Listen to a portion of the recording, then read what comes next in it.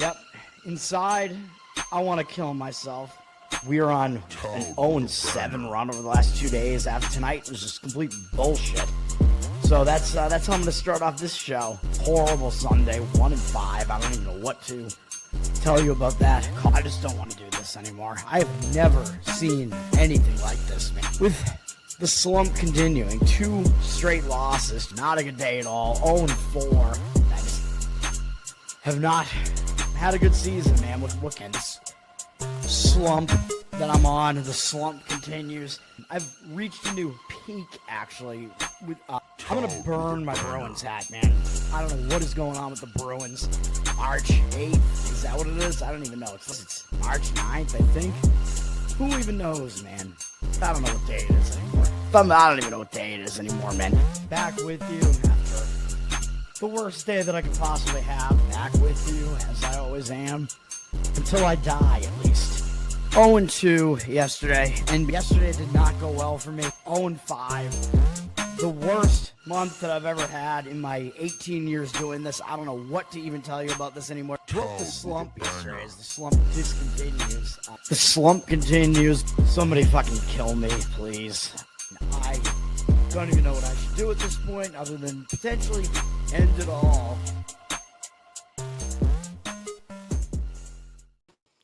What's up, everybody? It's Toad. I am back with you for Bettor Off Dead.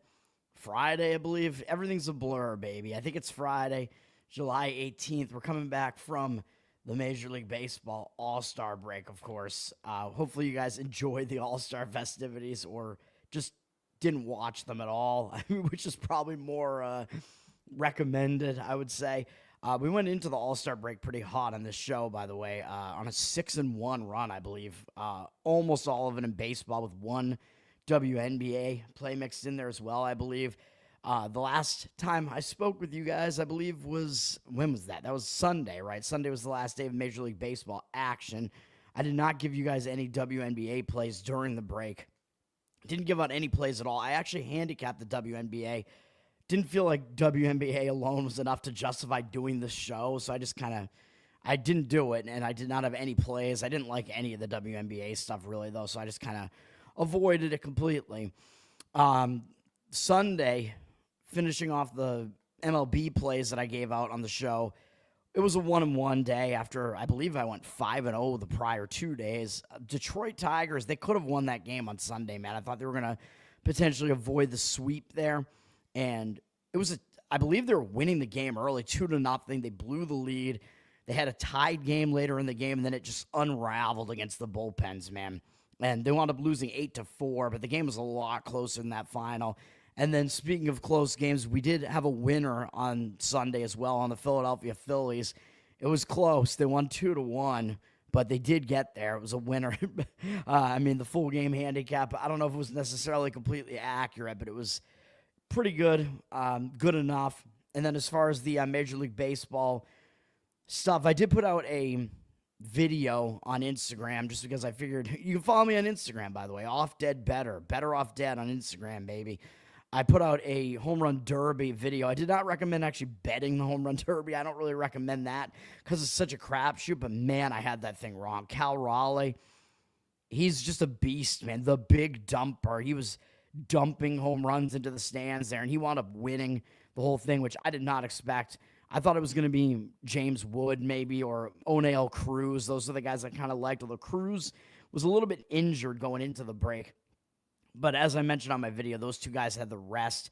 What I really didn't like about Raleigh and a couple of the other guys like Jazz Chisholm, these guys had like their fathers and stepfathers pitching to them, and that just means they're not necessarily taking the thing seriously. Like they just want to have fun. Because if you have a guy who you're not familiar with having pitched to you, and that guy's not like used to throwing batting practice, it tends to not be as good in the home run derby, man. Because you need somebody to get into a groove, basically. So you really want like a guy who's actually the team's batting practice pitcher to actually get you there usually. And that was the case with a lot of the other guys that were in there. But Raleigh had his father. Jazz Chisholm had his stepfather. Chisholm was terrible and laughably bad, but Raleigh won the whole thing. So, but generally, that's the way you want to handicap that. And then the All-Star game wound up being a tie. And usually the All-Star game recently has been low scoring since the steroid era has not been in effect anymore. But this was a 6-6 tie, which I don't even understand. I think we're past the era where the All-Star winner determines who hosts the World Series, because I think that was a thing at one point. But now I think it's back to being the team with the better record, which I think is the way that it should be. Screw the All-Star game meaning anything, man. It really doesn't mean anything. Yeah, so that's all I have to say about that, really. JR, what's up, man? What thing with Leonardo? I went to her. She did a set in the Boston area at a secret location after she was canceled from another location where she was originally going to actually do the comedy show in Boston. Everybody's getting canceled now, man. She still packed the place that she actually did the event at, though. Even though she had to send out the location as like a secret thing, a message to everybody that bought tickets and whatever.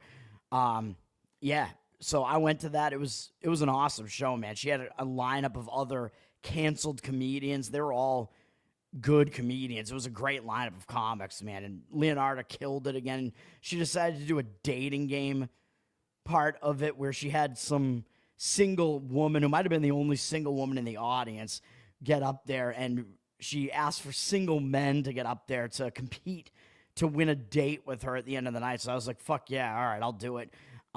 It was between me and two other guys, but the audience actually kind of decided based on applause who the winner was going to be, and I came in second to the first guy that went up there. Everybody just kind of liked the first guy because he was like this older plumber dude. He was like sort of the real man of us three. It was him versus me versus neck tattoo guy, if you guys saw that video. So I thought I had a nice shot though with the ukulele cover Kanye shout out there that Leonardo gave me. I was not a plant, by the way. I was actually at the show, and I just happened to be one of the guys that got called up because not many people wanted to get called up, and she just happens to know who I am, obviously, and she knew I was going to be there. But yeah, I mean, it was not planned that I was going to be one of those guys. Like, I actually was like, all right, I'll do it out of the audience. I had no idea she was going to be doing that. But yes, I did not win. And then I think the guy that did win, I don't think he even went on a date with the woman. So maybe she's, because she was originally a lesbian, maybe she's just a lesbian again, man. Maybe that's that's just the case. Andrew, what's up, man? Yeah, so I don't know if there's anything else to say about that, but you're not here for this crap, right? Well, maybe you are. Maybe you want to hear me bullshit. I don't know. But we're here for talking about baseball. And, you know, with baseball season, I autistically break down every single baseball game. And I think I'm going to maybe do things a little bit differently this time. We have no WNBA today, by the way, because WNBA is going into their all-star break. And I think Caitlin Clark is not playing in it, maybe because she's hurt and whatever. But the league seems to just really hate her guts, man. So I don't really know what the deal is with that. I'm going to give out 3 plays. Now, here's what I'm going to do, man. I'm going to change the format slightly. I'm going to break down every baseball game still, I think. Maybe try to do it a little bit faster because it does take a lot of time. I'm going to give out my actual bets in a best bet segment at the end. And I'm going to break down everything else as we go as well. Nancy, what's up? Nancy, I believe I'm going to send out your GIMP mask that you won. The GIMP mask from Bohemian Grove. I'm going to send it out today. I'll get around to it finally. So that will be headed your way as of today. It shouldn't take that long to get over there, I don't think. But I will be sending that out today, I believe. All right. Yeah, baseball. I don't even know how I want to start this, man, because I said I'm going to change the format up a little bit, which I am. So we're going to go into the rundown segment first, man. I'm calling it the rundown. This is going to be, I have some artwork now. Isn't that great? Some Toad artwork here. The rundown, we're going to run down all the baseball games that I decide to want to talk about that are not my bets, at least. First game up is not going to be a bet of mine. Again, I'm going to push all my bets off to the end of the show and make you guys wait for the good stuff, man. It's like skipping the pussy. We're skipping the bets. You got to build the anticipation here. The first game up is an afternoon game, which is the only afternoon game of the day. And, of course, it's at Wrigley Field. And it involves my Boston Red Sox. It's the Red Sox at the Cubs. Wrigley Field, they do a lot of afternoon games there. This is kind of the thing. Oh, you wanted to know what was going on with the Leonardo thing? Yeah, okay. Yes, sir, JR. Ooh, is JC in here? Is he going to see that? Is it a surprise? Well, I guess it was a surprise. If he sees the chat at all, you're going to blow it for him. So interesting. That's right. I think you told me that you were going to send it to him or 100 different people. You're going to cut it up into 100 different pieces because JC is 100 different people. Anyway, actually, first, hold on a minute. I'll talk about sort of handicapping strategy coming out of the All-Star break because these teams have been off for almost a week now, right? So the way that I tend to look at this is I kind of look at it like an NFL bye where you tend to want to generally, you kind of want to look to fade teams that were really hot going into the All-Star break because the All-Star break can kind of kill that team's momentum. And you also might want to look to play on teams that were doing badly going into the All-Star break because they might be able to break the slump, basically, end the slump, having that All-Star break. And then I would also say that you might want to fade like individual players, though this is more of a prop market thing, especially when it comes to hitting, but you might want to fade like individual players that did something in the All-Star game, like last year, for instance, like you had the All-Star game MVP was Jarren Duran, so it might have made sense to fade him coming out of the All-Star break in the first couple of games. I would say as far as the pitching is concerned, it might be a bigger angle to use where if you have starting pitching, especially starting pitchers that made their first All-Star game this year, and this Tanner Houck was like the poster boy of this last year. You have a young guy who pitches really well first half. They make the All-Star team. I believe he pitched as well in the All-Star game, if I'm not mistaken. After that, they can tend to have like a big drop-off, and it was ridiculous with Houck last year. So a lot of times, I tend to want to look to fade those young pitchers that had their first All-Star appearance, at least in their first start coming out of that All-Star appearance. So that's kind of the way that I look at it. And then, of course, you got to look at how having an extra break is going to affect these starting pitchers, although really these pitchers are only pitching with like a day or two extra rest for the most part, so it's not really going to affect most starters that much, really. I would say it might affect young starters, again, more, that they're having their schedules shifting around. And we still have a few games with undecided starting pitchers, so it's going to be kind of hard to handicap some of these. And I think it's actually more than what we see on this list here. I think there is one other game where there's an undecided pitcher as well. Anyway, Red Sox Cubs, Lucas Giolito is going to be the pitcher for the Red Sox in this game. He started to pitch actually pretty well for the Red Sox. Giolito, by the way, he is from an acting family, and I found out that his grandfather actually was in Seinfeld, I guess. His grandfather played, I want to say like one of Jerry's father's friends or something like that. Or, I forget. I would have to go look it up again, but his grandfather was some small role in like a couple of Seinfeld episodes, something like that. I would have to go look it up. But Giolito is from not very well-known acting family, but he's not acting anymore, man. He's been pitching pretty well recently. In his last 6 starts, I believe, he's allowed 2 or fewer earned runs in those starts. The Red Sox have actually won 5 of those 6 starts, so he's been really in good form recently. So he's not necessarily a guy you want to fade right now. A lot of those starts are against really bad offenses, but still, I think you got to give him credit for pitching well over that span and racking up a lot of strikeouts as well. He has been better on the road, too, with a 1.95 road ERA, which bodes decently well for this. Against the Cubs, he's also had okay numbers in 34 career at-bats. They only have a 235 batting average against him. A little bit higher, 748 OPS. But Lucas Giolito has done fairly well against the Cubs in his past. And he's going up against Colin Ray here. Ray, a guy that I'm not really a fan of, as you know, if you watch my show. I think he's he's putting up some false numbers pretty much. 3.91 ERA, 1.26 whip on the season. He's been worse at home, actually, a 4.13 ERA. So Giolito probably has the advantage of the splits, although Ray actually went into the All-Star break pitching pretty well as well, with the Cubs winning 5 of his last 6 games as well, I believe is what that is. And he only allowed 1 earned run each in his last 2 outings. So he pitched pretty well as well, though his strikeout rate is not as high as Giolito's. So that makes me like Ray a little bit less because he doesn't strike guys out. He has mediocre numbers against the Red Sox in 20 at-bats, a 250 average, 818 OPS, which is a little bit higher than you'd like to see. A lot of it just because it's a small sample size, and Trevor Story has a home run off him. So this is a tough game to handicap, man. I mean, to me, it looks like you might be seeing maybe pitching early on. And what I will say is, coming out of the All-Star break, I actually tend to lean towards unders as well, even though I kind of just generally lean towards a lot of unders anyway. Call me the Undertaker if you want, just because the public tends to want to go more towards overs. So I think you actually find a little bit more value just inherently because of that on unders, slightly more value. But coming out of the All-Star break, I think you're going to have hitters that might be a little bit cold and they have to kind of get used to hitting again.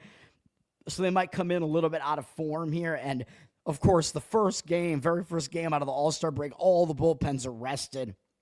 So, it makes it a lot more conducive to the under, I would say, in that first game coming out of the All-Star break. So that's what you want to look at here. I do have the bullpens up here. The Red Sox and the Cubs actually both, after rocky starts for their bullpens, their bullpens have actually been pitching well recently. They've actually worked their way into the top, like, several bullpens ERA-wise on the season. So we actually have good bullpens here as well. So I'm thinking under might be the better lean in this one. I mean, certainly I'm not going to recommend a play on that, but the money is actually agreeing with me on that. Total down from 8.5 to 8, basically. 54% of tickets on the over, 67% of cash on the under. Stacks, what's up, man? Yeah, the Undertaker. That is correct. Thanks for hanging out, everybody. White Sox, Pittsburgh, probably the ugliest game of the day, where you have just two atrocious offenses. Although, by the way, if you like the pitching in that Red Sox-Chicago game, you do have to slightly worry about the fact that both offenses are really good. But you know me, I like defense over offense, and I do tend to weigh pitching above hitting. So that's just the way that it is. So under is the lead in that one. White Sox, Pittsburgh, these teams, I mean, they can't hit, man. They have terrible offenses. Starting pitching, Jonathan Cannon is pitching for the White Sox here. He's been very mediocre at best. 4.44 ERA, 1.44 whip, not good whip at all. Worse on the road, 4.97 road ERA. He was okay going into the All-Star break. The White Sox won his last 3 starts. His last 2 starts, he won at least 5 innings in both and had 2 earned runs allowed apiece, but it was against Colorado and Cleveland, 2 very weak offenses, and he only had a 6-5 strikeout walk ratio, so I don't know if he was exactly good. Although I will say that maybe having a little bit of an extra break might help, like a pitcher that's out of form come back into form, and it might actually hurt a pitcher that's in good form a little bit. So recent form, you might have to weigh a little bit less coming out of the All-Star break, but maybe not too much less, because still you're looking at guys that are mostly on like somewhere between like 7 to 10 days of rest instead of the usual like 6 or so, which isn't really that much more. Cannon against Pittsburgh actually does have pretty good numbers, a very small 16 at-bat sample size, though. 250 batting average, 669 OPS. So not terrible numbers for Cannon. He's going up against Bailey Falter, who actually has been pretty good for the Pirates this year. 3.79 ERA, 1.2 whip. 3.25 home ERA, so he actually has been pretty good at home. He was really struggling heading into the All-Star break, though, man. He allowed 3 earned runs apiece in 4 of his last 5 starts. In the other start, he only went 1 2/3 innings against the Mets, so he was not pitching well. He failed to go 5 innings in his last start. His last 2 starts, he was in Seattle, which is a pitcher-friendly park, and facing the Royals, who are a very weak offense. He did poorly in both starts, gave up 5 home runs over those 2 starts, so he really fell apart in those last 2 starts. But maybe the extra break here will kind of help him out a little bit, but man, he was in bad form going into the All-Star break. Against the White Sox, though, they're only 1 for 17 off him lifetime for an 0.59 average, 276 OPS.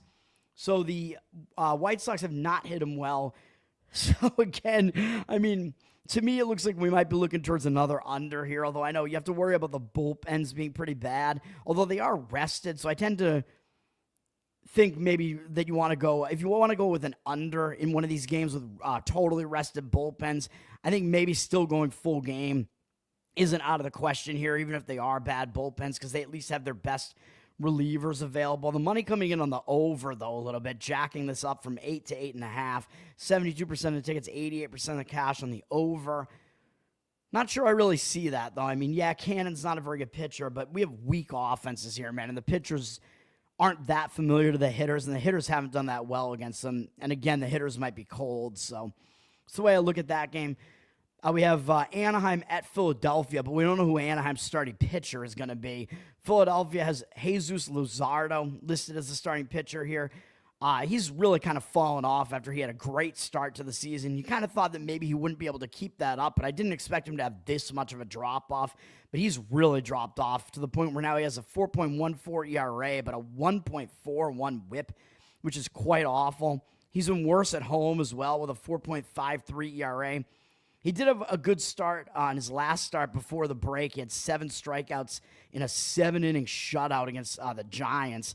1 walk, 3 hits allowed to the Giants. Not a good offense, but he did have a nice bounce-back start there, so it could mean he is coming back into form a little bit.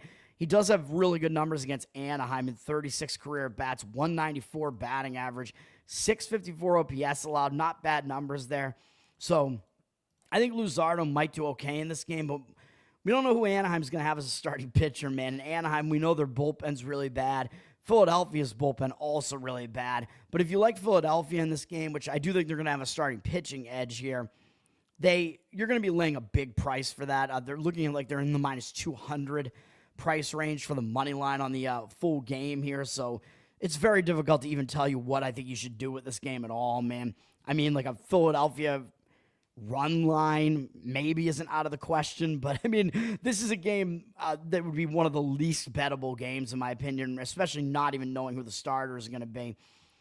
San Diego at Washington. I got to make sure what my plays are here because I'm gonna save my plays until the end, man. Which means because I'm gonna skip those games. You know which game's gonna have plays on. San Diego at Washington. Oh, and I will mention, of course, you do want to look at which teams are hot going into the All-Star break, but I don't think the Red Sox are actually the team that was really hot going into the All-Star break, so I should have mentioned that. The Red Sox won, how many games is that in a row? I think 10 or 11 games in a row going into the All-Star break. So the All-Star break might hurt the Red Sox momentum a little bit, so that is something to keep in mind in that Red Sox game there. I'll just point out, like, as far as the side is concerned in that game, because people like sides more than totals, especially in a game like this, the money is actually coming in on the Cubs in that game, up from minus 125 to minus 129, 63% of the tickets, but 78% of the cash. And I wouldn't really disagree with that, although I like Giolito over Ray, though, so I don't love that. But if you look at the situation where the Red Sox might have that like great momentum that they had just completely wiped out by the All-Star break, yeah, I mean, I could see that hurting the Red Sox a bit in that game. So generally, that's kind of a thing you want to look at. San Diego at Washington. I mean, Washington was one of the teams that went into the All-Star break ice cold, but they are a really bad team, too. They lost 4 games going into the All-Star break. They lost 8 of their last 9, but they are just not a good team. They have a terrible bullpen. They have a bad offense. Huge bullpen advantage in this game for San Diego. Do we trust Dylan Cease in this game, though? I don't know, man, because Cease has really seen a drop-off after he was really good last year, and he's been not so good this year. 4.88 ERA, 1.33 whip, not good, and he's been really bad on the road. 6.27 road ERA, which should give you some concerns with Cease, and the fact that he gave up 7 home runs in his last 3 outings prior to the All-Star break. That's bad as well, giving up 10 runs in the last 12 innings over the last 2 starts. Granted, it was against Philadelphia and Arizona, and he is stepping way down in class to face a not very good Washington team. And he did also have a 12-3 strikeout walk ratio over those 2 starts, which that indicates that his command was still there, but he was giving up a lot of hard contact. His numbers are good against Washington, though, in 70 career at-bats, a 186 average allowed, 605 OPS. The one really bad thing, though, is a 19-12 strikeout walk ratio is not good. I mean, that is way too many walks.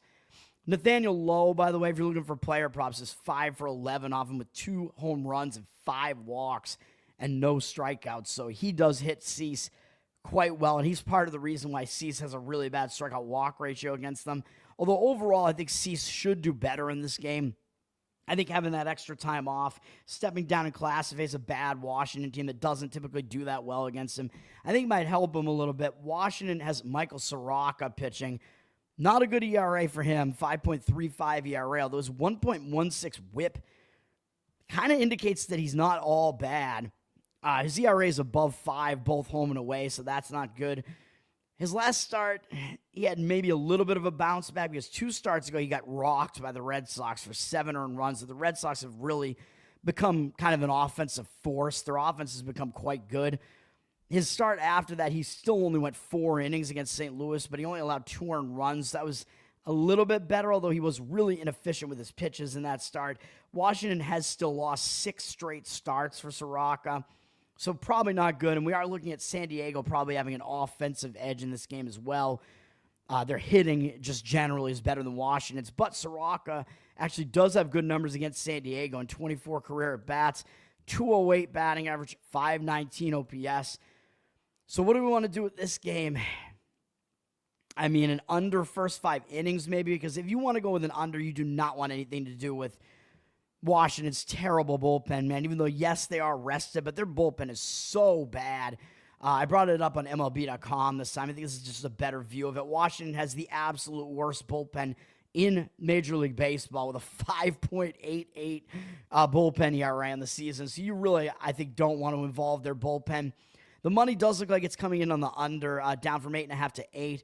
71% of the tickets on the over, but 84% of the cash on the under. I would look under first 5 innings. I think maybe both starting pitchers could deal in this game a little bit.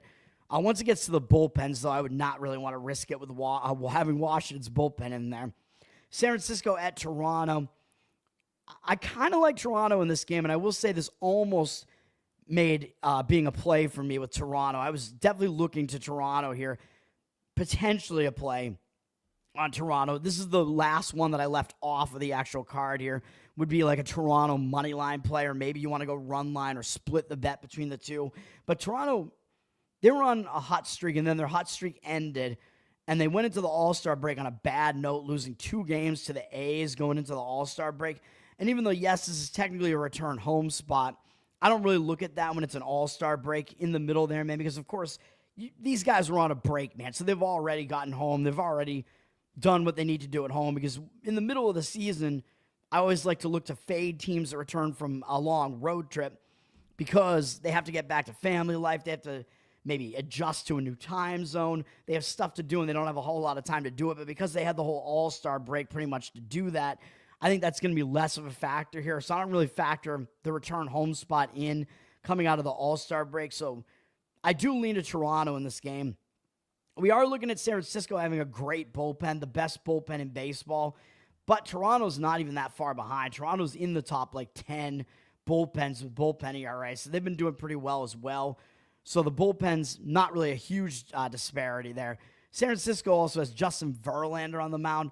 He's still out there trying to do his thing, man, but I don't know if we can really trust him at this point. He still doesn't have a win on the season, although part of that is because the Giants have a really, really bad offense, so that's not helping him out, but he has a 4.7 ERA, 1.42 whip.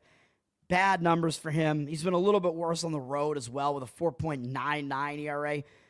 Did pick it up a little bit going into the All-Star break, at least having a 12-1 strikeout walk ratio, although he did get rocked at the A's stadium, but I might give him a pass for that, the fact that he gave up 6 runs there, because that is a tough stadium for pitchers to pitch in. It's a AAA stadium. He bounced back nicely in a 6-inning performance, only allowing 2 earned runs, 7-0 strikeout walk ratio against a good Philadelphia offense. So I think Verlander is at least not pitching that badly for the most part. He hasn't allowed, aside from that A's game, he didn't allow more than 3 earned runs in any start going all the way back to April. So Verlander is at least still kind of pitching respectably, even though he's not really going that deep into games. His numbers against the Jays are mediocre and 40 at-bats, 275 batting average, 751 OPS, although it's been George Springer doing the majority of the damage, 6 for 16, 2 home runs. So if you want to look for player props, again, maybe you want to look for Springer, and I always recommend hits plus runs plus RBIs, because that way, if you have a walk, you can still potentially get a run or an RBI out of it. He's going up against Chris Bassett, who is having a season that's a little bit all over the place. 4.12 ERA, 1.35 whip, although he does have 9 more wins than Verlander does because he has been getting run support behind him. He's been really good at home, though. 2.81 home ERA for Bassett. And the thing that I kind of like about Bassett here, I mean, he was pitching okay in his last few starts coming into the All-Star break. He had a 5 2/3 inning, 9 strikeout performance against the Yankees, which is pretty solid. He gave up 3 runs, did walk 3 guys. The Yankees are a formidable offense.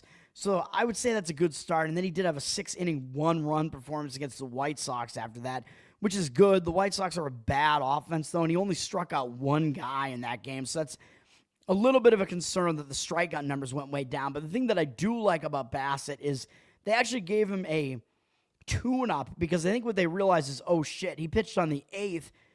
He's next probably going to pitch 10 days from now, which is the case on the 18th here. So I think what Toronto decided to do is try to keep him on schedule by actually having him warm up and get into a game only for an inning, but have him pitch basically on the schedule that he would pitch as a starter anyway. So they actually gave him a start to kind of help him remain on schedule, or didn't give him a start, but they gave him an inning against the A's on schedule there. Which, was that a start, or did he come in relief? I'm not even sure. Let me look at that. He came in relief. Yeah, Barrios made the start in that game. So I still like that, though, because Bassett, they're keeping him on track by giving him that appearance there. So that keeps him on schedule a little bit, which these pitchers, even though I know Bassett is a veteran, so he's used to all this, but it keeping the pitcher on schedule is good because they are creatures of habit. Up against the Giants, he's been fairly good in his career in 64 at-bats. 20-6 strikeout walk ratio is really nice. All 3 home runs he's allowed from Devers. So, yeah, that does help San Francisco. They have Devers now, who played in Bassett's division and is pretty familiar with him, but he's only one bat in the lineup, man. So if Bassett is able to pitch around him, the rest of San Francisco's lineup isn't good anyway, but they don't do well against Bassett. And even including Devers, they have a 234 average, 722 OPS against Bassett. So I lean to Toronto here, man, even though I know San Francisco actually didn't go into the All-Star break on a good note either. They actually lost, I think, 2 games to the Dodgers going into the All-Star break. But I think Toronto, it's pretty embarrassing losing to the A's like that. I think this sets up a lot better for Toronto, and the money seems to agree with me. It's up from -138 to -141. 73% of tickets on Toronto. So Toronto's actually getting the public action because their record is so good after that hot streak. And while I don't think Toronto is as good as they looked recently, I still think that they're good enough to win in a spot like this with a matchup like this. 96% of the cash also on Toronto. And obviously Toronto has a fairly big offensive edge over San Francisco. I think they have the starting pitching edge, and I think San Francisco only has a slight bullpen edge here. All right, we're going to skip that next game there. We'll go to Kansas City and Miami, which is another game that's difficult to gauge because we don't know who Kansas City's starter is going to be in this game. So it's very difficult to figure out what Kansas City is going to do here. Kansas City does have the better of the 2 bullpens. Don't trust Miami's bullpen. And I don't know if we trust Miami's starter, Alcantara, here. Miami did go into the All-Star break hot again, winning 2 games against Baltimore. So Miami was playing fairly good baseball as of late, headed towards the All-Star break. But the All-Star break might kind of hurt their momentum. Miami's still not a very good team. Alcantara still really has not come back from those injury issues, man. He used to be like a Cy Young candidate, and it's very sad what happened to him because he just isn't there. Even though I guess his velocity seems like it is basically back, but his command is just not good. His numbers are overall really bad. 7.22 ERA, 1.48 whip. I mean, he has such a good history in the past, and he's such a name, and he has such talent that I think they're leaving him in the rotation and hoping that he's going to come back at some point. But I don't know, man. That 1.48 whip is really bad. He's been better at home, at least, with a 5.3 home ERA, which is still not even good. He was pretty bad in his last 3 starts going into the All-Star break, too, though, allowing 5 or more earned runs at all 3 starts. Did have a 12-3 strikeout walk ratio, which wasn't that bad. But overall, those were not good starts, man. He was getting rocked, giving up way too much hard contact. He's stepping down in class a little bit, facing a weak Kansas City offense here after facing Arizona, Milwaukee, and Cincinnati. But Kansas City, I mean, they do okay against them, although it's only 14 at-bats, and 10 of them are India. So really, Kansas City has a lot of guys that are unfamiliar with them. But the guys that have hit against them before have a 286 average, 769 OPS.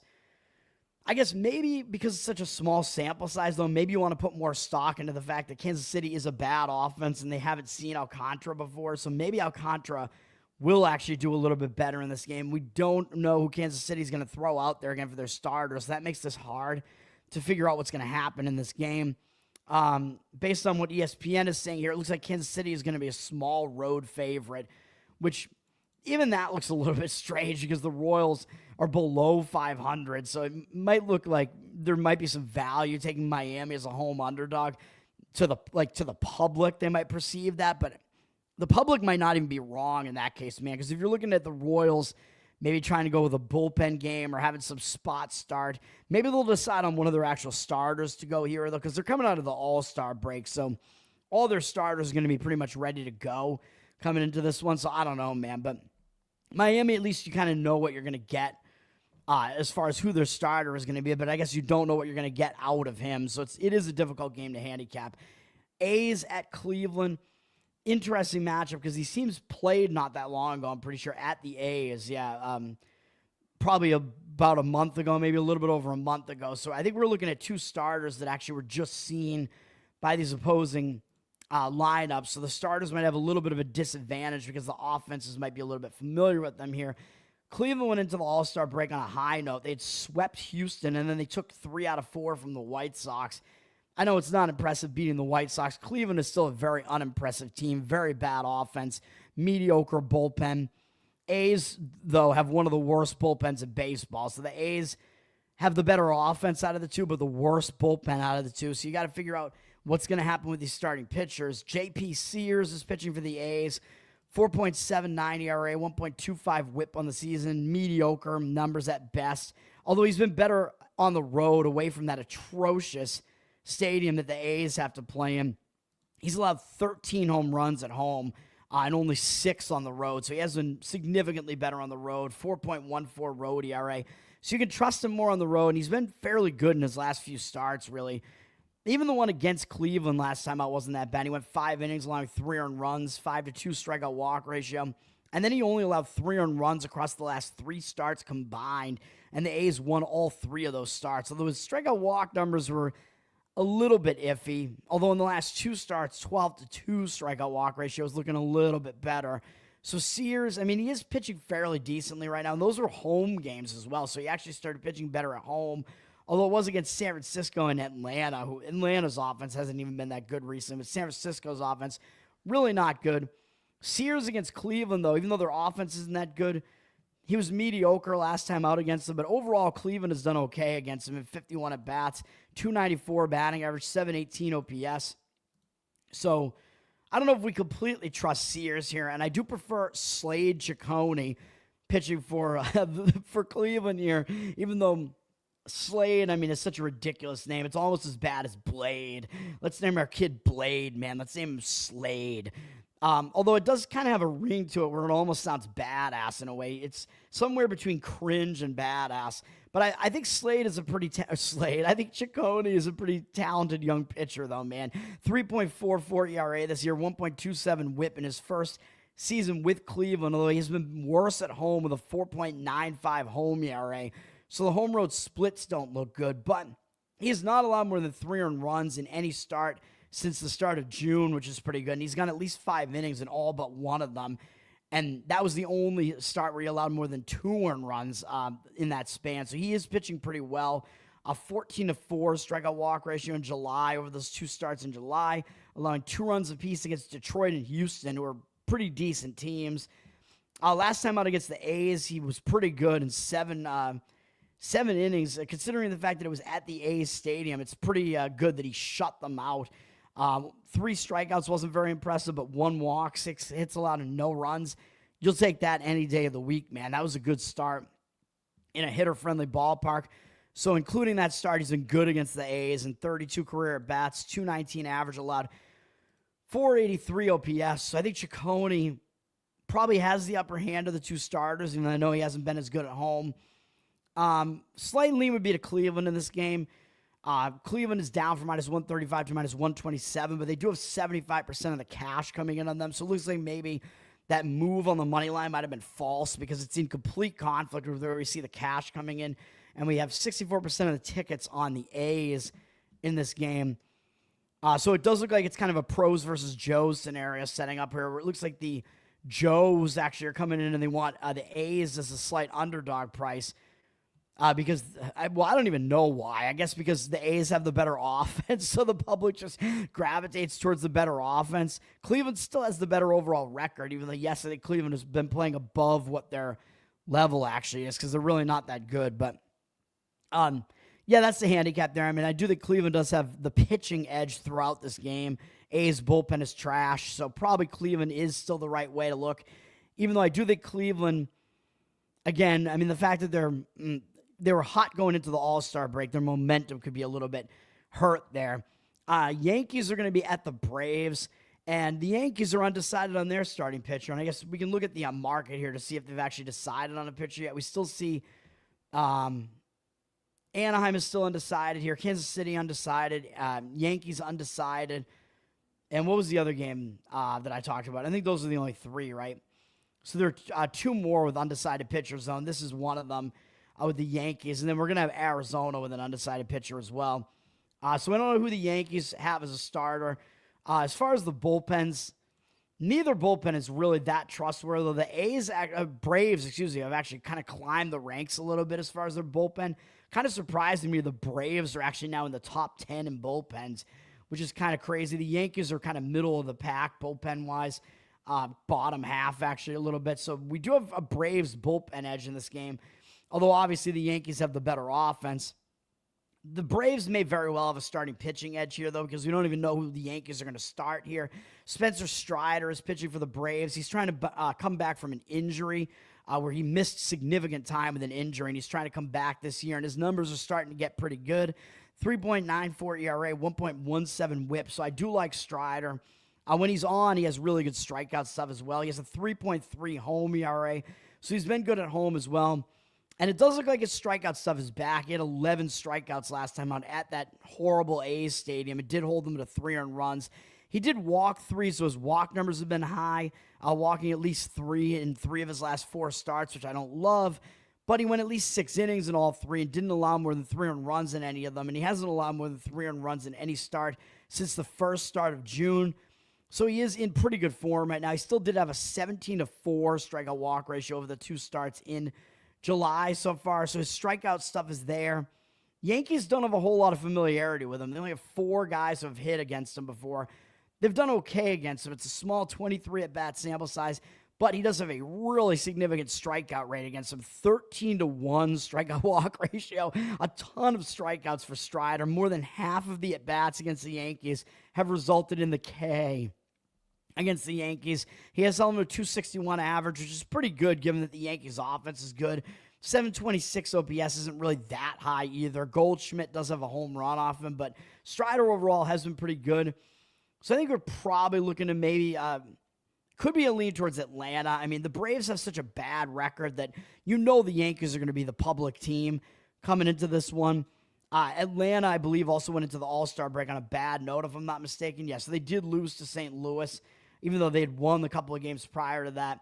And I think the Yankees went in a little bit, or the Yankees actually went on a bad note, too. My apologies. They lost twice to the Cubs. So as far as the Red Sox, Cubs, both of those teams went into the break on a good note. Cubs beating the Yankees twice, but the Red Sox were just on fire, man. So I think the momentum stopper might hurt the Red Sox a little bit more. But again, yeah, in this game, I think based on the starting pitching matchup alone, maybe looking at Atlanta first 5 innings. But Atlanta does have the better bullpen, too, so you could just go Atlanta full game in this one. Potentially, if you want to back Strider here. I think you would probably be fading the public in that case, because, again, the public is always going to grab the Yankees, especially when this is going to be basically, it looks like Atlanta minus 110. It's basically going to be at like a pick'em price, so it's going to be like, how do you get the Yankees who have the way better record as almost an underdog against a below 500 Atlanta team? The public is only going to want to look to the Yankees in that game. And I'm going to go ahead and disagree on that one. So I would lean to Atlanta in that game probably. Detroit at Texas, I'm going to skip that next AL East game as well. Detroit at Texas is kind of an interesting one. Detroit, to me, it looks like Detroit is going to be in a bounce-back spot here, man, because they went into the All-Star break on a bad note, losing 4 straight games. Not only getting swept by Seattle, but allowing 35 runs against Seattle in 3 games. I mean, that is ridiculous. And it was in Detroit, where Detroit does play really well at home. And even though, yes, I think Detroit isn't quite as good as their record looks, they're still one of the better teams in Major League Baseball, man. So I don't think they're going to take that line down. So I do think this is a nice spot to get right and use that All-Star break to fix what was going wrong. So I think they may be able to do that here. Texas, first of all, is the worst of the two offenses. So you obviously have to keep that in mind. Detroit is going to have the better offense. Texas's offense has struggled. Texas did go into the All-Star break winning 2 straight series against, they split the series with Anaheim and then won the series against Houston and won 3 of the last 4. So Texas did go into the All-Star break more hot. Reese Olson is going to be pitching for Detroit, and he is trying to come back from injury this year, and he's been okay. 2.95 ERA, 1.24 whip is a little bit higher than you'd like to see. He's been a little bit worse on the road, 3.52 ERA. Overall, he's pitched fairly well, though, coming back from injury. If you ignore his first 3 starts, he's allowed 3 or fewer earned runs in every start since then, which actually he came back early in the season, and then he missed the middle of the season so far. He missed half of May and all of June with an injury, and then came back in July. In July, he does have a 2.89 ERA in 2 starts, but he didn't go that deep into either start, failing to go 5 innings in one of them against a weak Cleveland offense, and he only had 4 strikeouts and 3 walks in that span, which isn't that good. But overall, I do like Olson overall. I mean, if you look at his career numbers, he's a pretty solid pitcher, but his numbers are actually bad against Texas in 38 at-bats. Does have a good 13-1 strikeout walk ratio against them, but they have made hard contact against them, man. And they have a 342 average against them. Semien is 3 for 6 with a home run off him. If you want to look for maybe a player prop potential there, 859 OPS. So the numbers are not really that good for Olson at all against Texas. So even though I like the situation for Texas, I think for Detroit. What am I saying? The situation is good for Detroit. I think you have to dial it back a little bit on their starter here, even though on the surface, this is one that kind of jumps out to me as, oh, you have the better starter here on Detroit, so that's the way you want to look, because I don't like Patrick Corbin.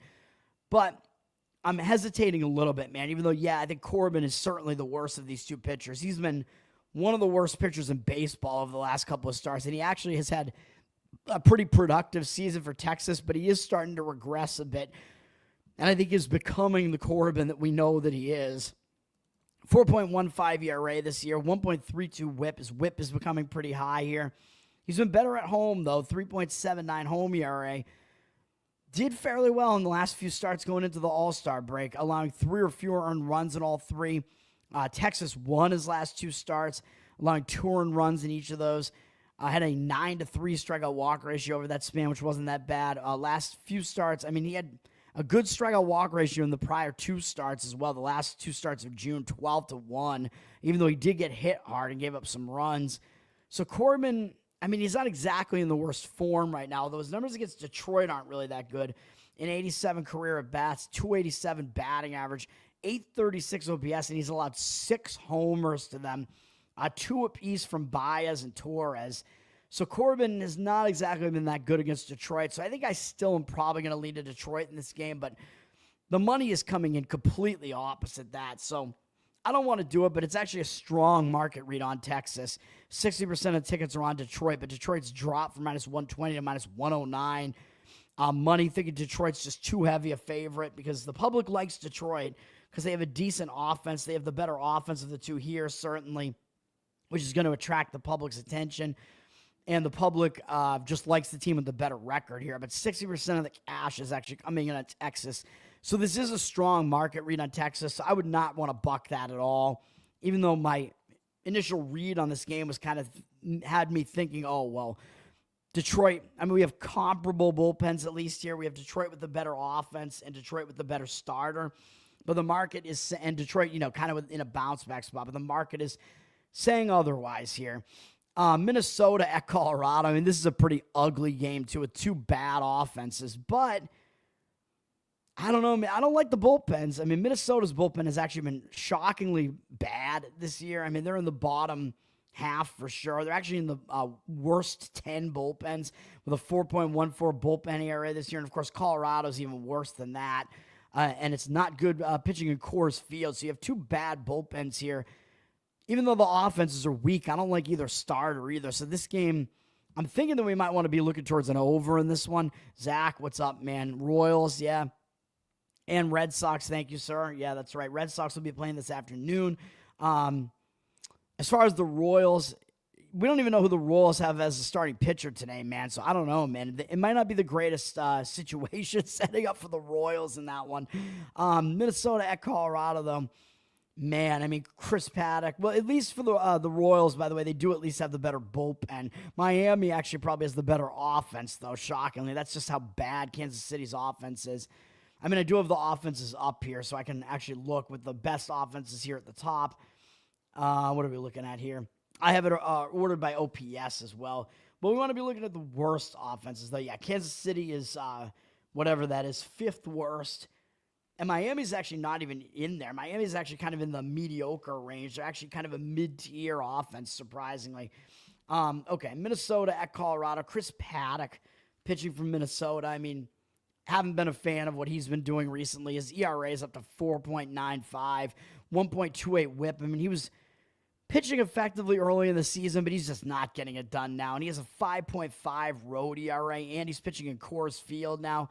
Not good. And his last bunch of starts have been bad. He's allowed 4 or more runs in 4 of his last 6 starts. Minnesota, I believe, lost most of those. They've lost 4 of his last 6 starts, although one of the starts that he pitched slightly better in was one of the losses, actually. But his last time out, he gave up 6 runs and 11 hits in 5 innings against the Cubs. I mean, that's not going to get it done either. His strikeout walk ratio has actually been pretty good this whole time. 30-6 going all the way back to the start of June, but he's just been getting smacked, man. Even though his command has been fairly good as far as the strikeout walk numbers. Yeah, I mean, he's just been getting hit hard, and the Rockies actually don't have terrible numbers against him in 28 career at-bats. 7-1 strikeout walk ratio looks pretty good for Paddack, but 286 batting average allowed and 703 OPS. I'm going to say Paddack, yeah, he's not looking like he matches up that well here. It's not looking like the greatest situation for him. He's up against Kyle Freeland for Colorado. 5.44 ERA and 1.54 whip on the season. Very high whip. Probably the highest of all the starters today. And he's been worse in Coors Field. 6.69 ERA at home. Even though I think Colorado got him because he actually typically pitches a little bit better in Coors Field. But that has not been the case. Over his last couple of starts, he was very mediocre, allowing 3 earned runs in each of them. And he's allowed 3 or more in all of the last 4 starts. Had an 8-4 strikeout walk ratio over the 2 starts this month. Not good stuff. Just not good numbers overall. Against Minnesota, a lot of Minnesota, their hitters haven't seen him before. But in 18 at-bats, the guys that have seen him have 9 hits off him, including a Buxton home run, which I know Buxton was in the home run derby, but I don't really think that that's going to linger that much. I don't really tend to fade too many, hitters that are in the home run derby. I think maybe it makes sense to fade the winner of the home run derby in like some props, but I don't think it really affects the overall team's hitting that much. But overall, they've hit really well against Freeland, a 500 batting average and 1,278 OPS. Again, very small sample size, but I think probably you're going to be looking towards an over in this game for all the reasons I just stated, where I think that the pitching is bad enough that the offenses can actually kind of do something in this game. The total's really high at 11 for a reason. And I mean, part of the reason is obviously because it's Coors Field, but I think overall the pitching matchup does look over conducive to me. 86% of tickets, 88% of the cash on the over. St. Louis is at Arizona, which is one of the better games, actually, kind of this on the slate here. Both teams at least can hit, although I don't think we expect much out of the bullpens, especially on the Arizona side. St. Louis, mediocre bullpen. Arizona's bullpen, really bad. Arizona was on a pretty bad stretch going into the All-Star break, although they did win their last game before the All-Star break, but I don't think that means that they went into the All-Star break on like a good note or anything. Like the All-Star break's going to hurt their momentum. I think if anything that win will give them some confidence going into the All-Star break. St. Louis also had 1 win going into the All-Star break. So as far as the trends, as far as like the team's recent wins, I don't think either team is really necessarily hot or not coming into this. Hot or not, let's play that with the pitchers here. Andre Pallante is pitching for St. Louis. He is certainly not hot, man.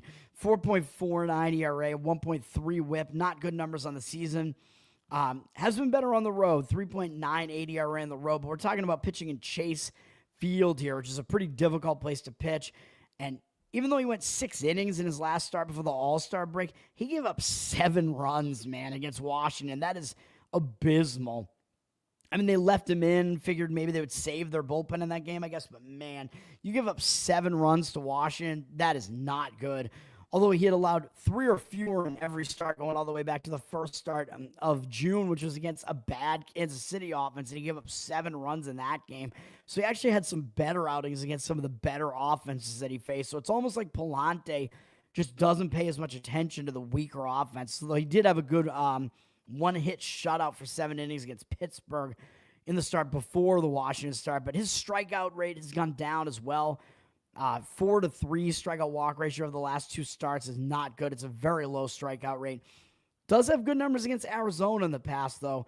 Small 25 at-bat sample size with a 200 batting average, allowed him 486 OPS.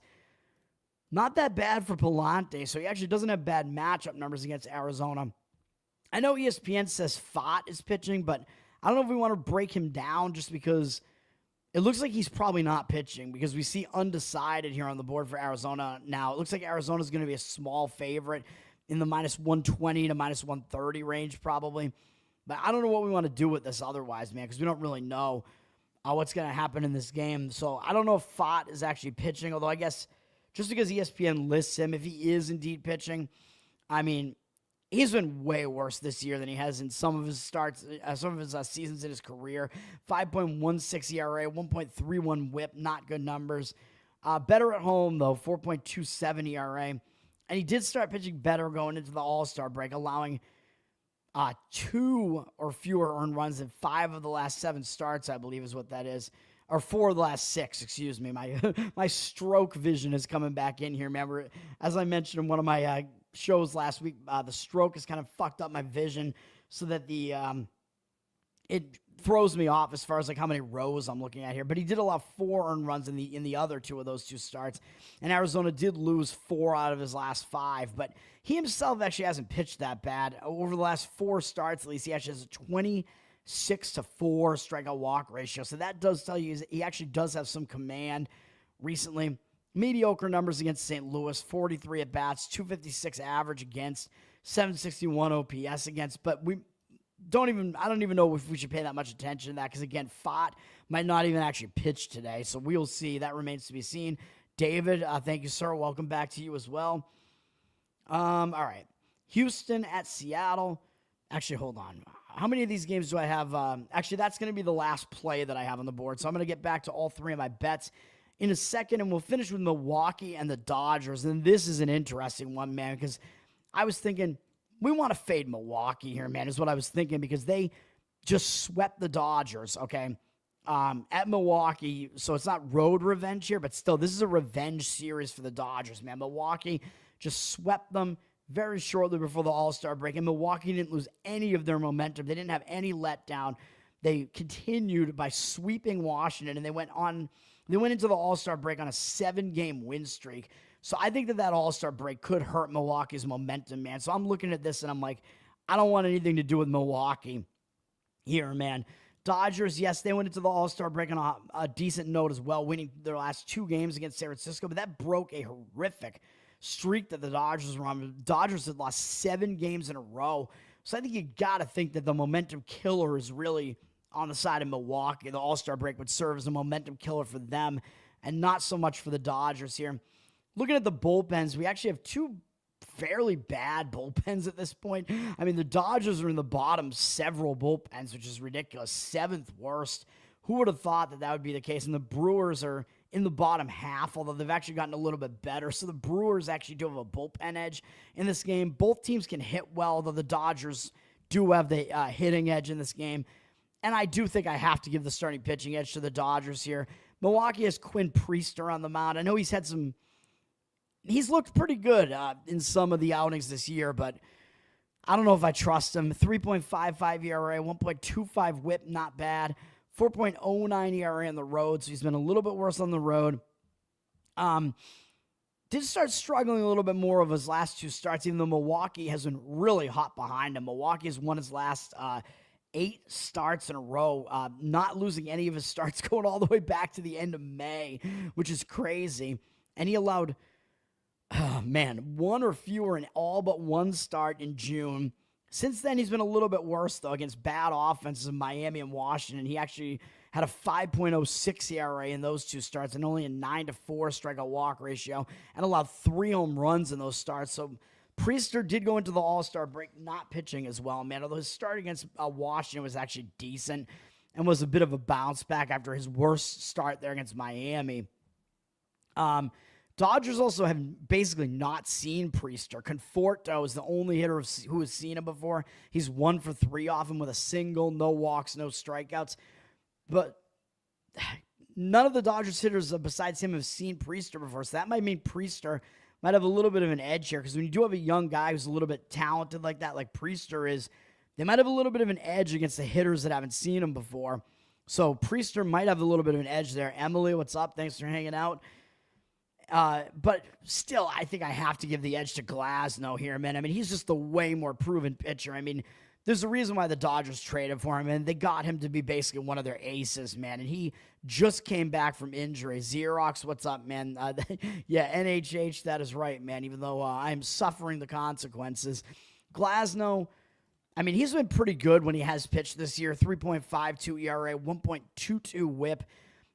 He's been better at home as well with a 3 ERA, and we're not looking at a huge sample size here. He pitched early in the season, and then he got hurt, and he has just come back. So he was out since late April with another injury. I mean, the injuries have kept this guy from really doing, like, great things with the Dodgers pretty much, because he's been hurt basically since they've gotten him, which is, I don't like the Dodgers, so I don't care that much about that, but I do actually like Glasnow. I just don't like the Dodgers. But for his sake, I kind of hope he gets better, but he did have a decent start, and it was against these Milwaukee Brewers, who he has to face again tonight. So it's kind of crazy how this works out, where his only start after coming back from injury was against the team that he's facing again tonight. He pitched fairly well. He went 5 innings, didn't allow any earned runs in the game, gave up 2 hits, 5 strikeouts, but he did walk 3, so the walk rate wasn't that good in the game. And there might be just a slight disadvantage to Glasnow here, just because Milwaukee did just face him.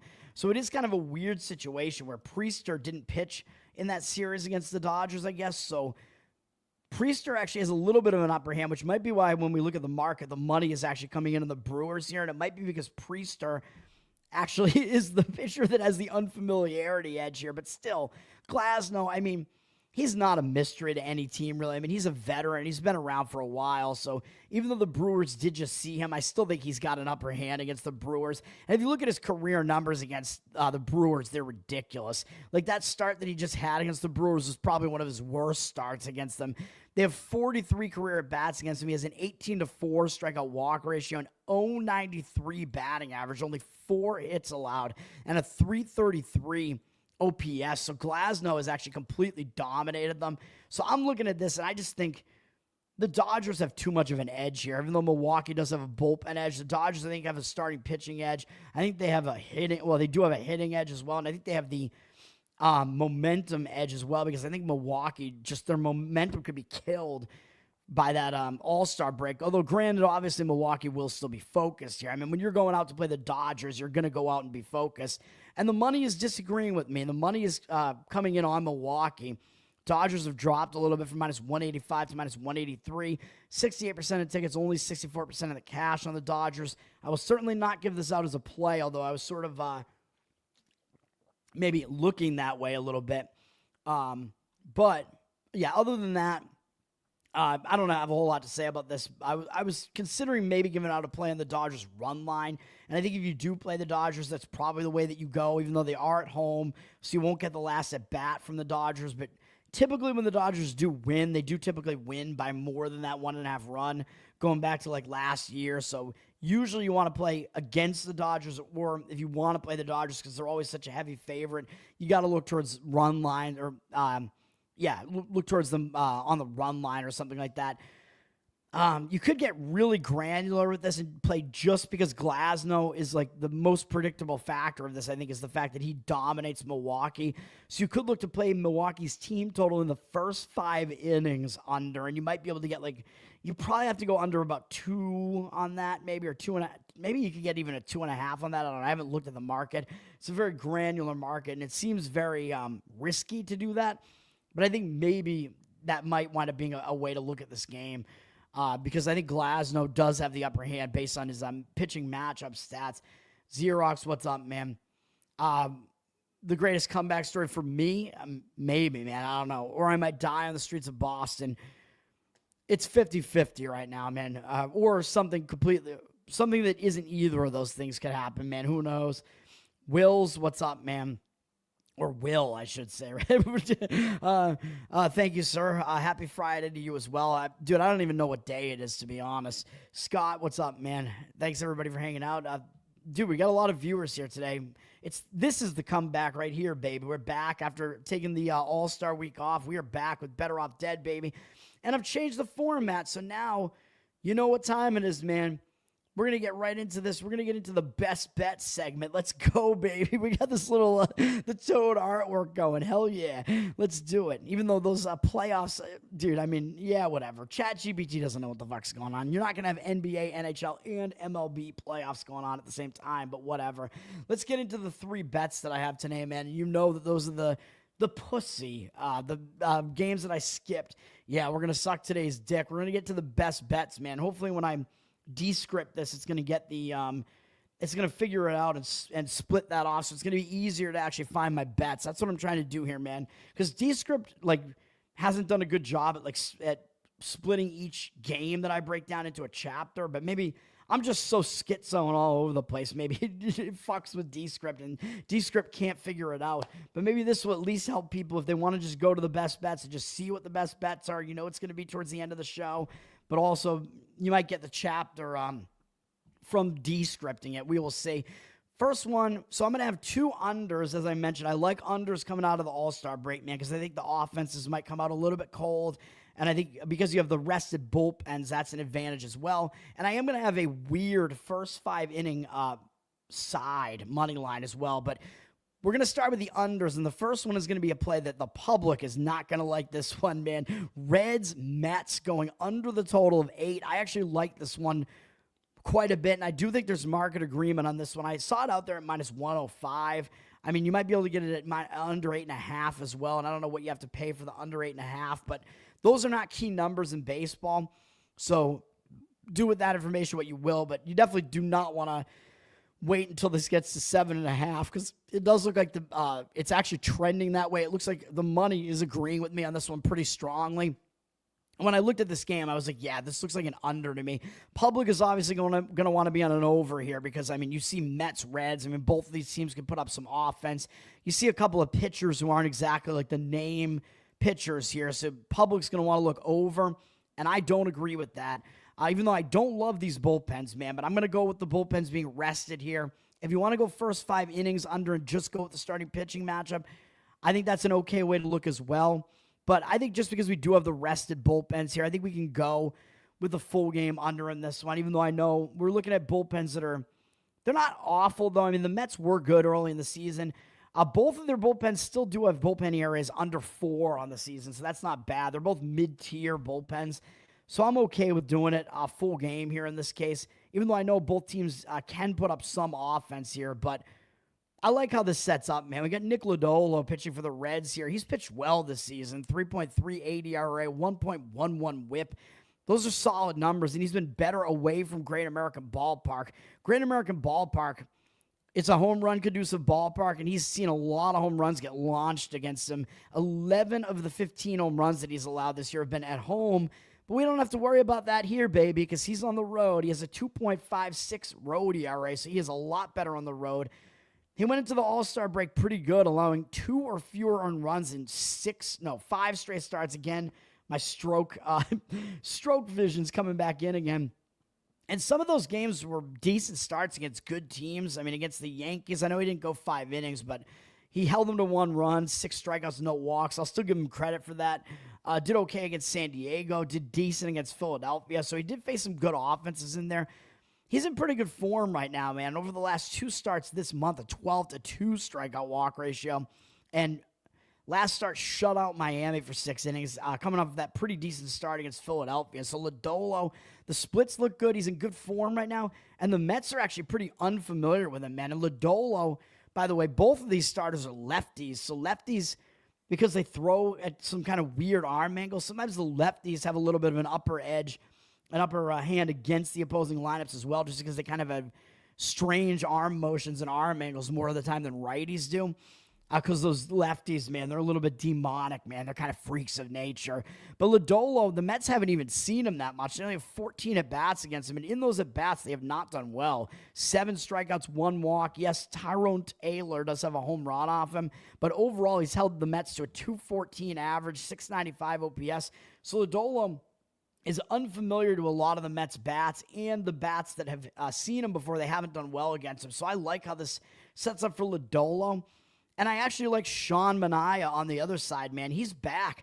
I don't think I've mentioned his name this year, man. I guess he must have come back. It must have been a late announcement or something because he's made 1 start, I think, this season. Yeah. He came back and started on July 13th against Kansas City. And yes, I know his whip doesn't look good. I understand. 1.5 whip, that's bad. 2.7 ERA is good. Manaea, he's always been a guy that's been a little bit wild, though, and he was not wild in that start against Kansas City.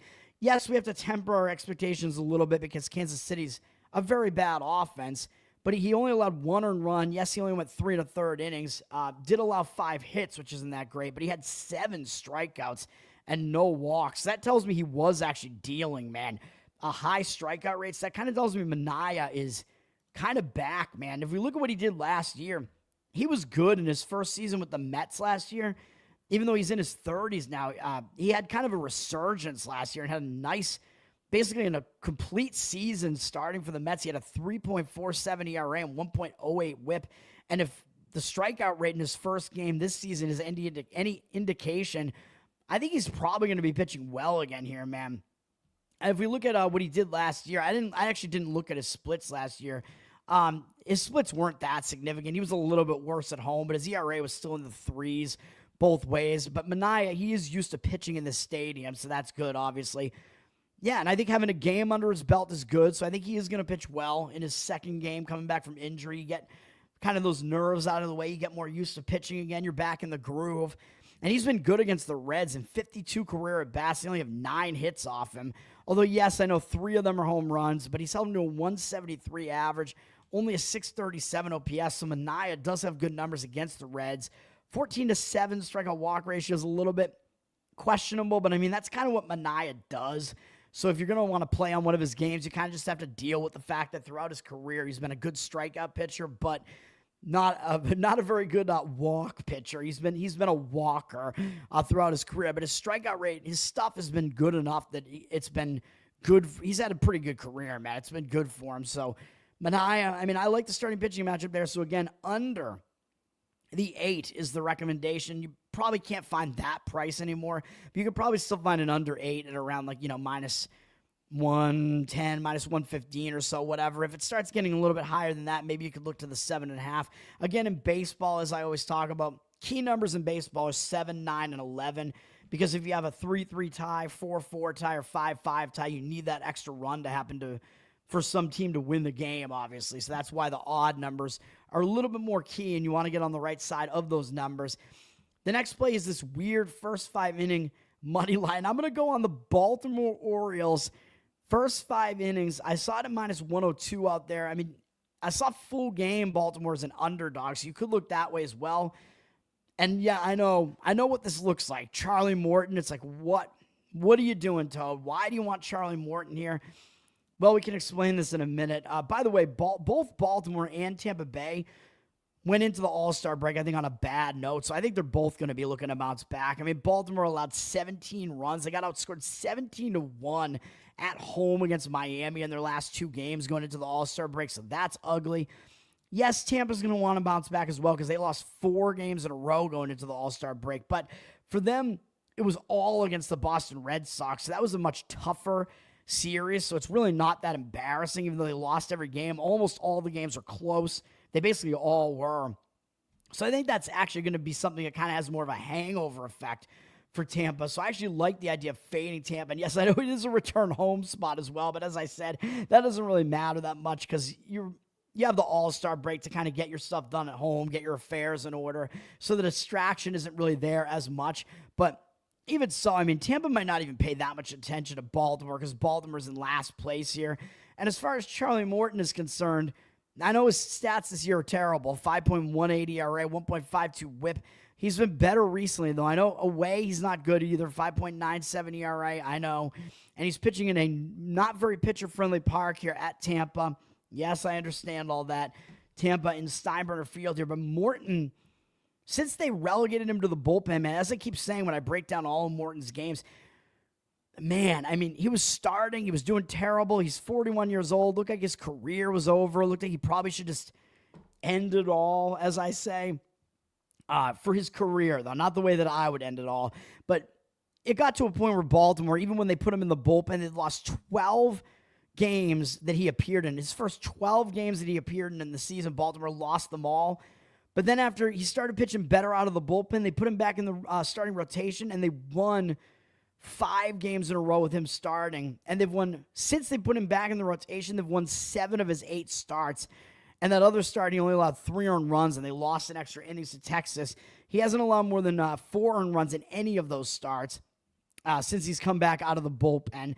And he's allowed 2 or fewer in all but 2 of them. So it's been a total resurgence from Morton, and shockingly, he's actually pitching pretty well.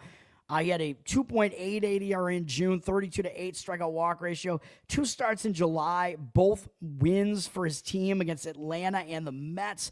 11-4 strikeout walk ratio. I mean, yeah, it's too many walks because he walked 3 against the Mets last time out. Still, those were pretty good starts. 2.38 ERA, only allowed 3 earned runs and 11 1/3 innings in those starts. So Morton is in good form right now. And yes, he did face Tampa not that long ago, which actually was at Tampa, by the way. So it was in the same stadium, and he pitched really well. He gave up 1 run in 6 innings, 7 strikeouts, no walks, 6 hits. So is he going to be that good again? Probably not, but we don't really need him to be that good again. But again, yes, I know Tampa just saw him, but we're going to see both of these pitchers are very familiar with the opposing lineups. And one of them, Morton, actually has really good matchup numbers against the opposing lineups, and the other one does not at all. So Morton pitched well against Tampa last time out in this stadium. Career numbers against Tampa, 48 career at-bats, 18-5 strikeout walk ratio, 208 batting average, and 554 OPS. So really weak offensive stats for Tampa against Morton.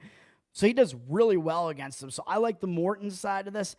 And looking over the other side, I do not like Taj Bradley. 4.6 ERA, 1.27 whip.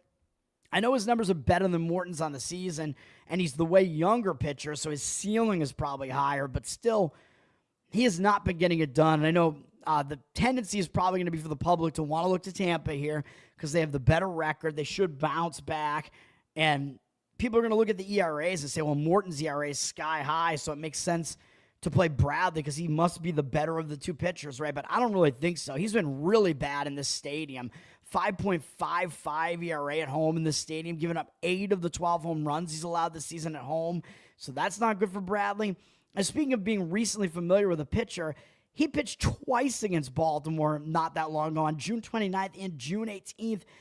And both of those starts were atrocious. The one in Baltimore, he gave up 5 runs on 8 hits and 1 walk and 5 1/3 innings and only struck out 2 and threw almost 100 pitches in that game. The other start, he only lasted 1 1/3 in this stadium.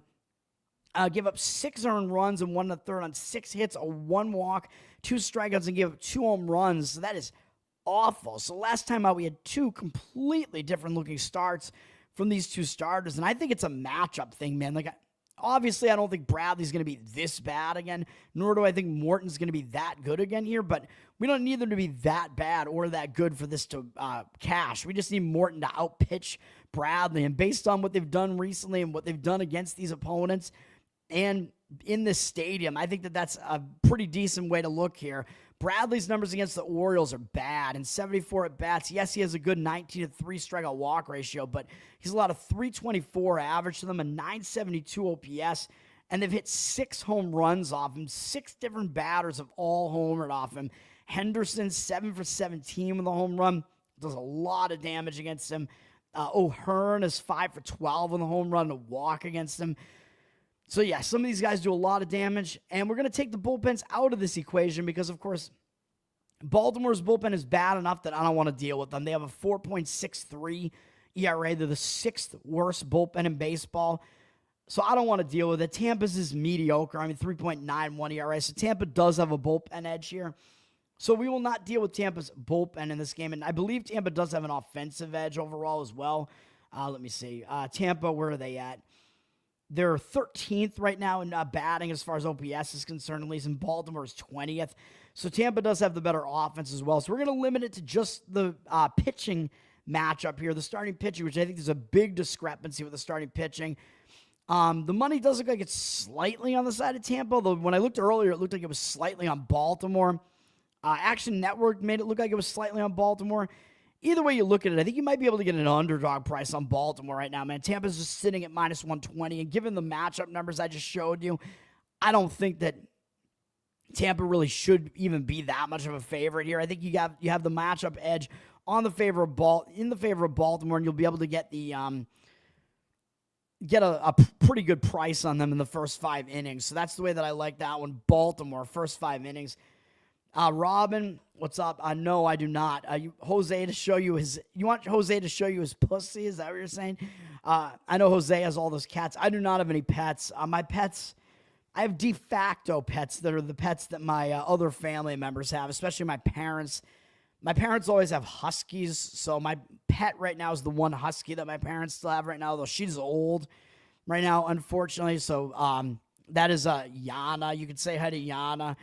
My parents' husky that they have right now. My parents have always had huskies throughout my life, and they usually have cats too, but they have not had cats for a little while now.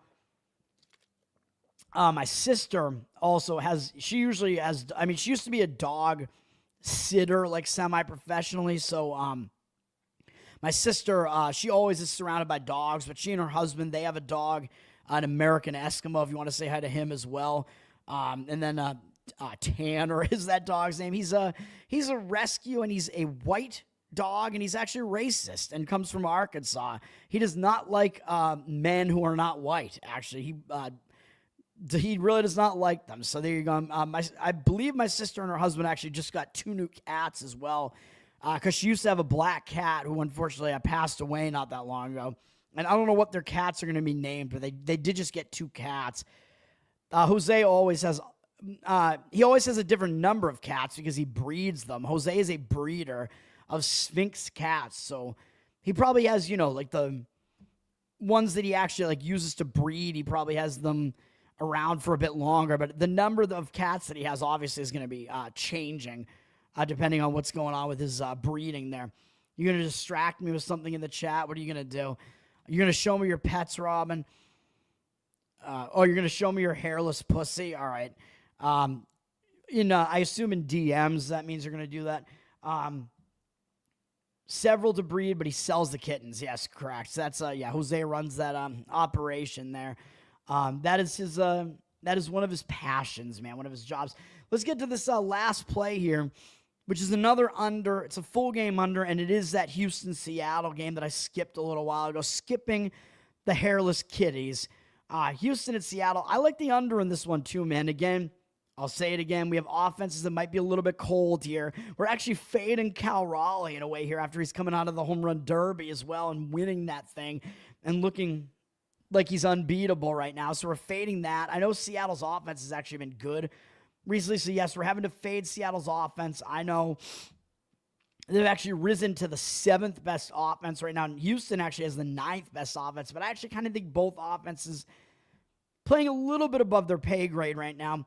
Both bullpens are decent. As we're looking at this, we have Houston, 3rd best bullpen ERA in all of baseball. And Seattle's not that much worse. They're in the top 3rd, basically. So I think we're okay with the bullpens here. And I like the starting pitch up. Why do I keep saying that? Smack my pitch up. We're going to sing some Prodigy here. R.I.P., baby.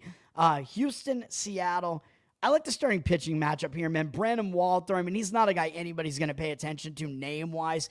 He's having a good season for Houston, man. It is what it is. He's been effective. 3.98 ERA, 1.01 whip. Those are good numbers. He's been really bad on the road. I know, 5.73 ERA, so his road splits look really bad. But he's pitching in Seattle, man. It's a pitcher-friendly ballpark here. So I think we could dial that back a little bit. And if you look at his road numbers, a couple of his starts are really skewing it, and one was at Coors Field, and, that's a hitter-friendly ballpark, even though I know Colorado's offense isn't good. So I'll kind of throw that one out a little bit. And then he had one other just really weird outlier start where he got wrecked by Anaheim. But other than those two starts, he hasn't allowed more than 2 earned runs in any of the other starts this season. So he's pitched well in all the other starts. He has a really good 40-2 strikeout walk ratio. The problem, again, has been in the home runs, man. He's allowed 8 home runs. He's got to get the home runs under wraps, man. That's been the real problem with him. But again, we have a pitcher-friendly park here where we might not see as many home runs in this game because the park is less home run conducive. So that might actually help Walter because he's a little bit of a fly ball pitcher. But the home runs maybe are even a little bit of a fluke, man. Based on his other stats, he's not allowing that many hits, fewer than 1 hit per inning, and his command has been good. He has almost 1 strikeout per inning and only 2 walks on the entire season. I mean, it's really good for the amount of innings pitched. So his command has been good. Up against Seattle, only Solano has ever seen him before, and he's 0 for 1. Yes, with 2 walks, but still, Walter basically has never been seen before by Seattle's hitters. So I think that's another edge for Walter, where when you have these pitchers that are pitching pretty well and you have the opposing lineups that haven't seen them before, that tends to be an extra edge to the pitcher.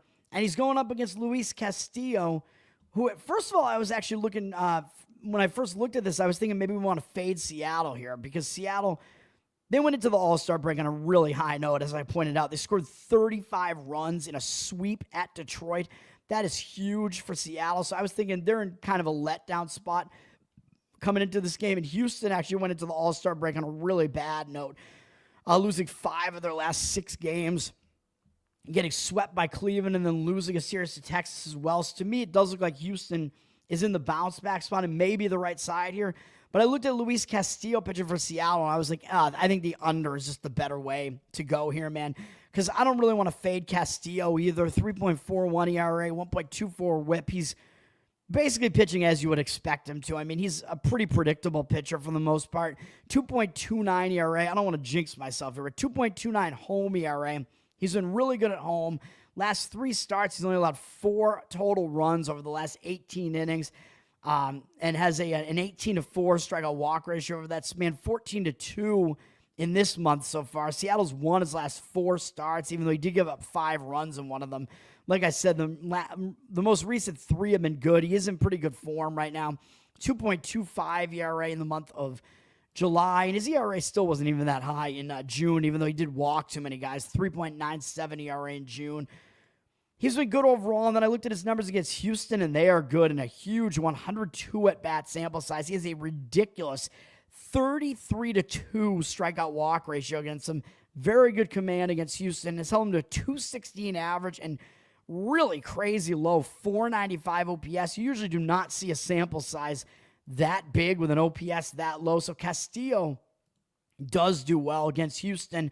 So we're going under in this game, man. That is the way that I recommend looking at this. The money is agreeing with me on this one as well, even though it looks like the total's actually gone up a little bit to a straight 7.5, so you might be able to get a better number on this. But I see 53% of tickets on the over and 56% of the cash on the under. So, yeah, I'm going under in that game, man. That's the way that I would go. That is going to be a recommended play for me there.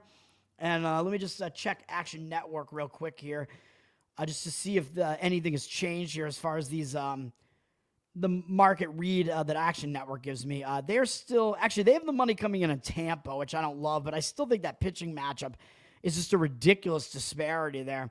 And they are still looking strong read on the under in the Reds Mets still, and Still, the read is the under in the Astros Mariners as well. They do also have a strong read on the under in the Red Sox Cubs, interestingly enough, which I did say I leaned that way. And under in Giants Blue Jays. Kind of look like there's a lot of money on those market reads as well. And on the Texas Rangers side, which I did say on the show here, and actually on the Mariners, which is weird because I do not like the Mariners as a side there. I actually like Houston as a side in that game, and pregame actually differs from Action Network. I'll bring this back up quickly just to show you the, because I was going to show you the side in that game because it is kind of a big game here. Seattle's up from -125 to -131, but 73% of tickets and only 63% of the cash. So it looks like Seattle is a public side and not getting the money. And, of course, the public will come in on Castillo because he is the more known of the two pitchers, and Seattle's offense has been good, and people want Raleigh. So Seattle's attracting a lot of public action. I think Houston is in the better spot there. So I lean to Houston as far as a side in that game as well. So let's we'll see. We'll finish up the chat here. Nate, what's up, man? I thought that said Toad Negro for a minute, which I am Sicilian, so maybe that is what you mean. You're a butthole derailing conversations. You don't have to send me a picture of your butthole. I'm not a butthole guy. Robin. Xerox, what's up, man? Double digits, no maximum at one time for the amount of pussy that Jose has in his house at any given time. 99 cats. No, he never goes that high. You're not supposed to incriminate people on the air, Robin. What are you doing? Maybe I shouldn't have brought that up, but people can still see it in the chat. So I'm sure it's not over 20 yet. I mean, that's going to be a lot of pussy stink there if he has over 20. You're betting $20 on FanDuel. I mean, first of all, I would recommend that you have multiple outs here and that you have meaning that you have an account at multiple books because they could have a slightly different number. So depending on which game you want to play, you might find a different number at different books. You want to get the best number that you can. So I recommend, depending on what state you're in, you want to have an account at all the books that you can and put some money in each of them. Which, I mean, that's the way you do it professionally, at least. The guys from Seattle might fatigue faster. No, they're playing in Seattle. The game is in Seattle, which is part of the reason why I like the under there, because Seattle's one of the most pitcher-friendly parks, if not the most pitcher-friendly park in all of baseball. So, I mean, if you want to play that game, like I said, I think under the 7.5 is the right way to go in that game. Is that my favorite play? I think my favorite play is actually the Reds and Mets under the total. Based on the market reaction to it, I think that's probably the strongest of the three, but I like all three of them. I would not parlay them, though. As I say, I'm against parlays because the books never give you good enough odds, and it's all, you need multiple independent results to happen, so I would not do it that way either. So I would play one or any of those bets that I just gave out on the show just as a single bet, as a one-off is the way that I would do it. If you do want some action, some interest there, and a decent chance to win, which again, one more time, Reds, Mets, under 8 was the first play I gave out on the show. Baltimore Orioles, money line in the first 5 innings, which is maybe the least favorite of the three. And then I do have under 7.5 in Houston, Seattle. And I will clarify, I'm not actually betting these right now as I'm trying to get my life in order again after the cancellation, as I keep pointing out. But I am handicapping these like I am still doing this professionally, though. So I'm spending hours doing it. Thanks, guys, for hanging out. Long episode here. I wanted it to be shorter than that, but I do like chatting, hanging out with you guys. I like talking about this, man. I can't stop. So hopefully we have some good plays today. Bettor Off Dead, once again, you can follow me. You can follow me on Twitter, Learn to Toad on Twitter for all things me. Bettor Off Dead or at Off Dead Bettor, of course, here on YouTube, which I think most of you guys are on YouTube. I am on audio platforms, and it's monetized, so please share it around, rate, like, subscribe, do all that for the YouTube, for the audio form podcast, do all that and help me out, man, especially if you're driving. This is not that much of a visual podcast. You can listen to it. Help me out that way, although there are ad reads in it, so that's how I monetize it. And then Covered in Uke is my ukulele project. That is at Covered in Uke on YouTube. I am posting everything that I post on Twitter now, also on the YouTube channel, and I might maybe dial it back a little bit as far as putting out a ton of new covers because I kind of want to drip some of the old ones in because I never posted them to YouTube, so I kind of want to do that as well. But I have to get really organized to do that. And I do have a Patreon, patreon.com/learntotode. And at the higher levels of it, I'm going to give you a Spotify feed with all the stuff that I am putting up for Uke, the Uke covers. So it's going to be weird. It is going to be a podcast on Spotify, but it will be the Uke covers because I don't think I can get like become an artist on Spotify as easily. So that's the way I'm going to crank those out for people that just want some audio for that. And at the highest level, I am going to allow people to make requests and prioritize those requests for Uke covers. And hopefully I can do at least a majority of them. Yes, grape the like button. That is correct. Yes. Thanks, guys. Coldplay, I did already. I'm very timely with that. Go check that out. It's on the YouTube, and I posted it on Twitter. I covered Fix You. I serenaded that guy's wife, Andy Byron. Is that his Andy? Andy Byron, I think is his name. The astronomer CEO who got caught cheating with his HR woman. And she's, dude, HR woman, is that really what you want? Some progressive leftist HR woman, and she looks kind of like an old hag too. Is that really what you want? And he's betraying the wife who's the mother of his children, who I think is the better looking of the two, significantly so. Although his wife apparently is also a progressive. I mean, they're all from Boston, so what can you do about that? But yeah, I serenaded her with Fix You yesterday, so go check that out. That's going to do it. Again, I gave out all my stuff. Learn to Toad once again. Bettor Off Dead, covered in Uke. Thanks, everybody. Have a good one today. I will catch you tomorrow with this show and on the other things. And, of course, you can message me on Twitter and whatever if you want. That's going to do it. Peace out.